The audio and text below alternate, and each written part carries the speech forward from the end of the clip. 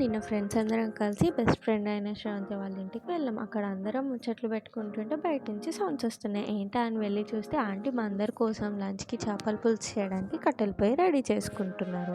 చేపల్ని శుభ్రంగా కడిగారు. అలా కడిగిన ముక్కలలో అల్లం వెల్లుల్లి పేస్ట్, కారం, ఉప్పు, పసుపు, ఆయిల్ అండ్ నిమ్మకాయ వేసి కలిపి మ్యారినేట్ చేశారు. ఇప్పుడు ఒక బాండీ తీసుకొని అందులో ఆయిల్ వేసి తర్వాత పచ్చిమిర్చి, ఉల్లిగడ్డ, కరివేపాకు, కొత్తిమీర వేసి ఫ్రై చేశారు.